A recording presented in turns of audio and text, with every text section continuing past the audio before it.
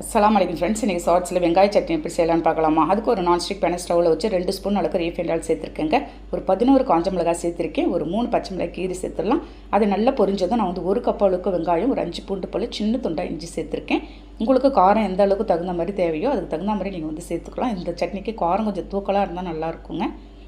அதோடைய ஒரு 2 தக்காளி, பழமான தக்காளி சேர்த்து திரும்ப நல்லா வதக்கிட்டு இருக்கேன். அந்த வெங்காயம் தக்காளி இருக்க தண்ணி எல்லாம் உங்களுக்கு சுத்தமாக சுண்டி வரணும். பாருங்கள், ஃபைனலாக நான் வந்து மல்லியில் கொஞ்சமாக நறுக்கி போட்டிருக்கேன். திரும்ப மிக்ஸ் கொடுத்துட்டு நல்லா ஆற வச்சிடலாம். நம்ம ஆறினதும் ஒரு மிக்ஸி ஜாரில் சேர்த்து கொஞ்சமாக உப்பு சேர்த்துட்றாங்க. சேர்த்துட்டு நம்ம தண்ணி எதுவுமே காட்ட தேவையில்லை, அப்படியே அரைச்சி எடுத்துகிட்டு வந்துட வேண்டியது தான். மிக்ஸி ஜார் தண்ணி மட்டும் இப்போ வந்து ஊற்றிக்கலாங்க. பாருங்கள், இதளவுக்கு திக்காக கன்சிஸ்டன்சிக்கு நீங்கள் வந்து மிக்ஸ் பண்ணி வச்சுக்கோங்க. ஃபைனலாக நான் வந்து குட்டி வானலில் எண்ணெய் ஊற்றிருக்கேன். கடுகு பருப்பு கருவேப்பிலை மட்டும் போட்டு தாளித்து ஊற்றிட போகிறேங்க. ஒரு சாஃப்டான இட்லி, ஒரு கீ ரோஸ்ட்டு, ஒரு புசு புசுன்னு தோசையோடு நீங்கள் சாப்பிட்டு பாருங்களேன். அவ்வளோ ஒரு சூப்பரான டேஸ்ட்டில் இருக்கும்.